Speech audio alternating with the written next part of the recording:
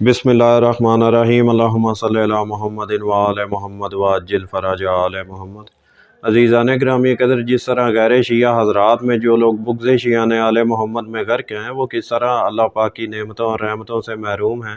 یہ میں آج آپ تمام حضرات کی خدمت میں پیش کروں گا۔ اور اس کے علاوہ یہ جو لوگ شیعوں کے اوپر الزامات لگاتے رہتے ہیں، مثال کے طور پر ایک الزام کہ شیعوں کے نزدیک قرآن پاک تحریف شدہ ہے، اور جو قرآن پاک ہے وہ بکری کھا گئی۔ دراصل بکری کھا جانے والی جو روایت ہے وہ ان کی اپنی کتابوں میں موجود ہے، جس کے مطابق بی بی عائشہ کی وہ بکری تھی جو قرآن پاک کھا گئی۔ تو بی بی عائشہ کی بکری کو شیعوں کی بکری بنانے کی یہ لوگ کوشش کرتے ہیں، اور ویسے بھی ہم اس طرح کی بکریوں کے اوپر پہلے ہی لعنت کرتے ہیں جو بکریاں قرآن کھا جاتی ہیں، جن بکریوں کی وجہ سے یا جو بکریاں دین اسلام میں رد و بدل کرنے کی کوشش کریں۔ ہمارا تو اس طرح کی بکریوں سے پہلے ہی اعلان برات ہے۔ تو اسی طرح یہ ایک اور الزام لگاتے ہیں کہ شیعہ معاذ اللہ 5 نمازوں کے قائل نہیں ہیں، یہ 3 نمازیں پڑھتے ہیں۔ در حقیقت قرآن و سنت کی روشنی میں جو نماز کے ہمیں اوقات نظر آتے ہیں، ان اوقات کے مطابق شیعہ حضرات نماز ادا کرتے ہیں، اور یہ لوگ یہ پروپیگنڈا کرتے ہیں کہ شیعہ نمازیں ہی 3 پڑھتے ہیں، 5 پڑھتے ہی نہیں۔ تو نماز کے حوالے سے یہ جو الزام لگاتے ہیں، اسی کو مد نظر رکھتے ہوئے جو میں آپ کی خدمت میں یہ عرض کر رہا ہوں، اس کو آپ نے اپنے ذہن میں رکھنا۔ اب قرآن پاک میں اللہ تعالیٰ نے ایک جگہ پر ارشاد فرمایا، بسم اللہ الرحمن الرحیم،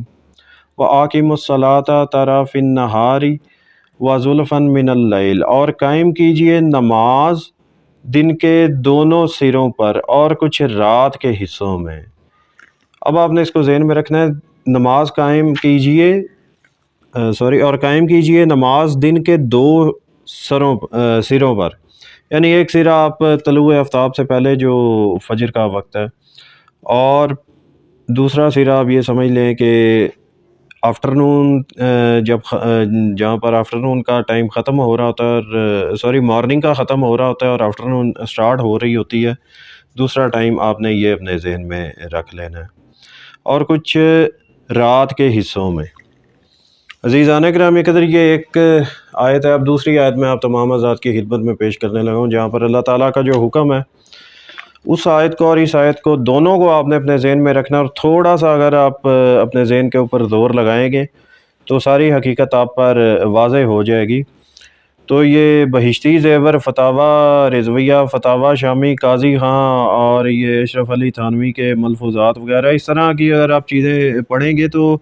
ظاہری بات ہے قرآن و حدیث سے تو آپ لوگ دور ہوں گے ہی ہوں گے، اور یہ اس طرح کی چیزیں آپ کو سیدھا گمراہی اور جہنم کی طرف لے کے جائیں گی۔ تو بہتر یہ ہے قرآن و حدیث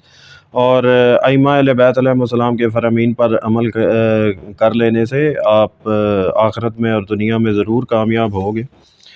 اچھا جی، بسم اللہ الرحمن الرحیم، نماز ادا کیا کریں سورج ڈھلنے کے بعد رات کے تاریک ہونے تک، اور نیز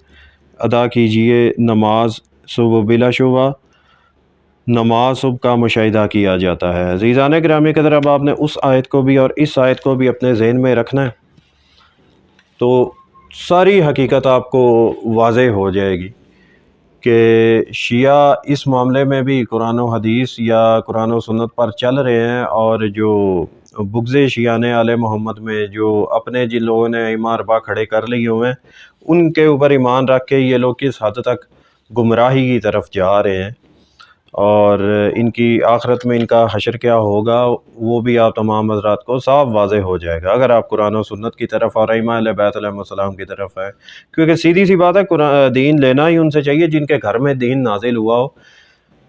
یا تیسرے چوتھے کی طرف چل کے ظاہری بات ہے آپ گمراہی کی طرف جائیں گے۔ اچھا جی، اب حدیث کی طرف، سنت کی طرف آتے ہیں۔ یہ سنن ابو داؤد کی جلد نمبر اول ہے جی، اور یہ ضیاء القرآن پبلیکیشن سے چھپی ہے۔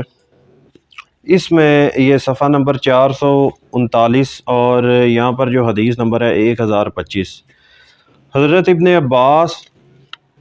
نے حدیث بیان کی ہے کہ رسول اللہ صلی اللہ علیہ وسلم نے ظہر اور عصر کی نمازیں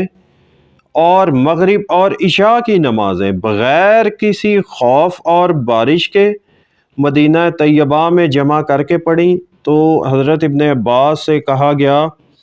اس سے آپ صلی اللہ علیہ وسلم نے کیا ارادہ فرمایا؟ تو انہوں نے کہا کہ یہ ارادہ فرمایا کہ آپ اپنی امت کو حرج اور مشقت میں مبتلا نہ کرے۔ عزیزان گرامی قدر، اب یہ ان حضرات کی بدبختی ہے کہ بغض شیعان آل محمد میں شیعوں کے اوپر اس طرح کے الزامات تو لگا دینے ہیں، اور خود مشقتوں میں، ایسی مشقتوں میں اور ایسی وجوہات کی بنا پر یہ ان میں جا گرے ہیں جن کا ان کو فائدہ کوئی نہیں ہونا، صرف اور صرف نقصان ہے۔ تو دنیا میں بھی یہ لوگ ضلالت کما رہے ہیں، اور آخرت میں تو ظاہری بات ہے ان کا ٹھکانہ جہنم ہے ہی، اس میں شک کوئی نہیں۔ اب آگے چلتے ہیں اسی کتاب کے اسی جلد کے اسی صفحہ نمبر 692 پر۔ پھر حضرت بلال نے اذان کہی، جہاں پر یہ ہائی لائٹ انڈر لائن کیا ہوا ہے، پھر اذان کہی، پھر اقامت کہی، اور آپ صلی اللہ علیہ وسلم نے ظہر کی نماز پڑھائی، اور دونوں کے درمیان کوئی شے نفل و سنت وغیرہ نہ پڑھی، یعنی آپ نے ظہر اور عصر کی دونوں نمازوں کو ایک ساتھ پڑھا، اور آپ صلی اللہ علیہ وسلم نے مغرب اور عشاء کی دونوں نمازیں ایک اذان اور 2 تکبیروں کے ساتھ اکٹھی پڑھیں۔ عزیزان گرامی قدر، اب جب یہ لوگ پھنسنے کی طرف آ جاتے ہیں تو ایک بہانہ یہ بناتے ہیں، وہ جی آپ سرکار صلی اللہ علیہ وسلم نے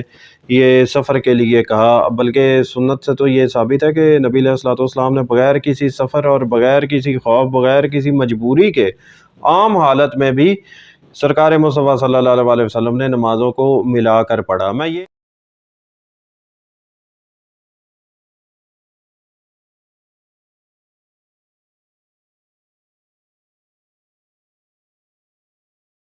آپ شیعوں کے اوپر الزامات لگائیں گے، در حقیقت وہ آپ اللہ اور اللہ کے رسول کے اوپر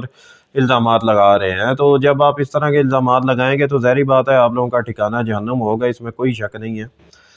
تو اور ویسے بھی جس طرح کے یہ لوگ الزامات شیعوں کے اوپر لگاتے ہیں، اور ان کے اپنے ہی بچے جب اپنی ہی کتابوں میں ان کو شیعوں کی حقانیت مل جاتی ہے تو فوراً ان کے پھیلائے ہوئے باطل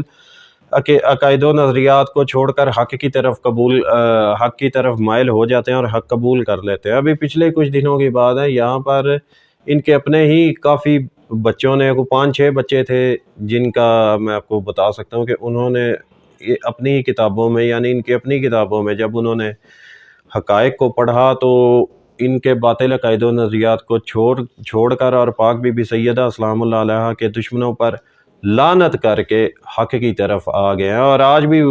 جو قاتلان بی بی سیدہ سلام اللہ ہے ان کے اوپر وہ کھلے دل سے لعنت کرتے ہیں، اور حق کو ان لوگوں نے قبول کر لیا ہوا ہے۔ تو یہ جب لوگ یہاں پر شیعوں کے اوپر بکواسات کرتے ہیں تو پھر ہمیں موقع مل جاتا ہے ان کے بچوں کے سامنے حقائق کو رکھنے کا، تو اس سے ہمیں آسانی ہوتی ہے ان کے بچوں کو حقیقت اور حقانیت کی طرف لے کر آنے میں، تو وہ ان کے اوپر لعنت ڈال کے حق کی طرف آ جاتے ہیں، اور جب یہ خود ہی اس طرح کی بیوقوفیاں سر انجام دیتے رہیں گے تو حقیقت ان کے اپنے ہی لوگوں پر آشکار ہوتی رہے گی، اور وہ حق کو قبول کرتے رہیں گے۔ وما علینا الا البلاغ المبین۔